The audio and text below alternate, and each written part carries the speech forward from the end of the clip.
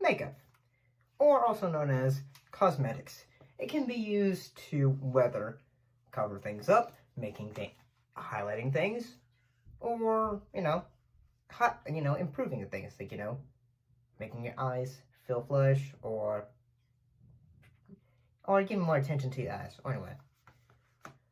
However, one thing that some things have been always thought of is that can makeup make one young again and reverse the process of aging? Absolutely not. Absolutely not. That is impossible. Anyone who tells you that is obviously a snake oil salesman. But today's film we're going to be talking about is The Wasp Woman. Let's get right into it. Greetings and salutations. How's everybody doing? So welcome to another episode of the show. So today's episode, or film we'll be discussing, is The Wasp Woman, which is a film from 1959, and it's a science fiction horror film, independent film, and it was directed by one of the, next to Lloyd Kaufman. He's like the most well-known independent director next to Lloyd Kaufman, Roger Corman. Well, he's done like a lot of independent films though. But this film, it was also double feature with another film that we've already discussed, Beast from Haunted Cave.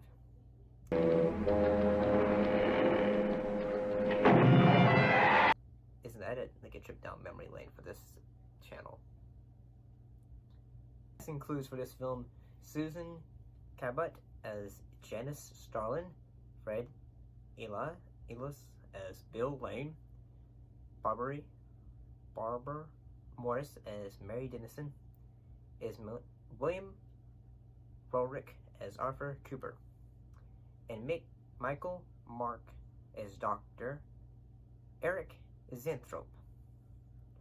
So, what was the plot of The Wasp Woman? The plot of The Wasp Woman is of a aging head of a cosmetic company. He basically just really say, I'm getting old. So, and basically, that's not he doesn't say to her.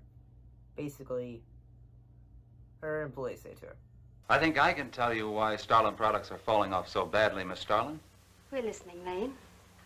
Where would you put the responsibility for this decline? On you, Miss Starlin. And yeah, it's kind of sad. So basically, she decides to take a chance of a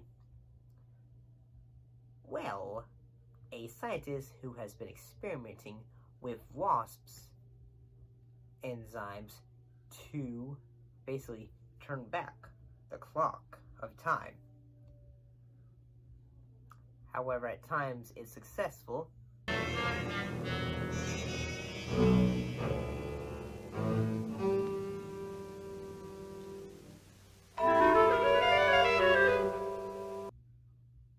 But, however, during the course of the film, she said, yes, I want to be young again. I want to be young again.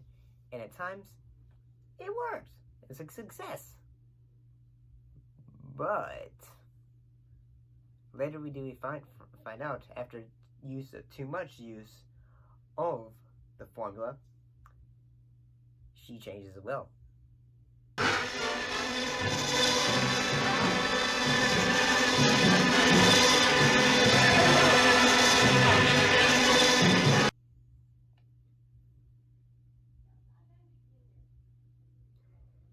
So, and I gotta say, the effects for the Wasp Woman is basically almost like a giant mask.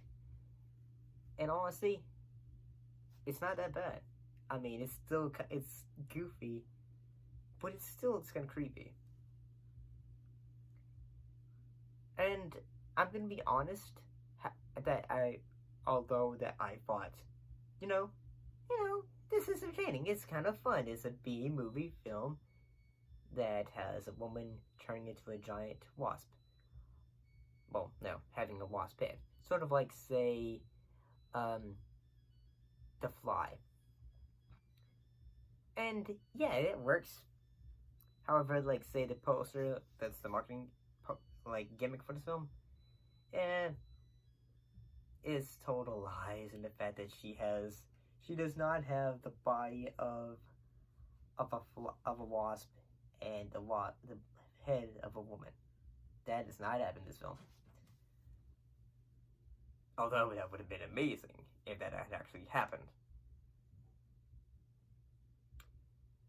So, I mean, in all honesty, I kind of like one of the interesting things that happened to this film is that the lead actress for this film, who plays Wasp Woman, during the sequence where, well, this happens,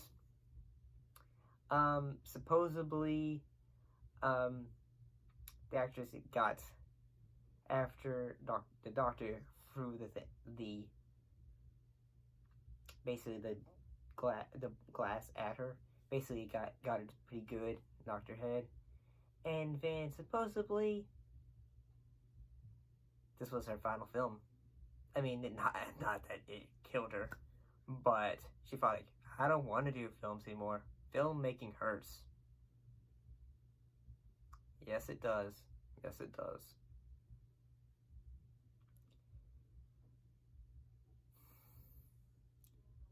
But I'm gonna say it like I probably already just said. This film's entertaining.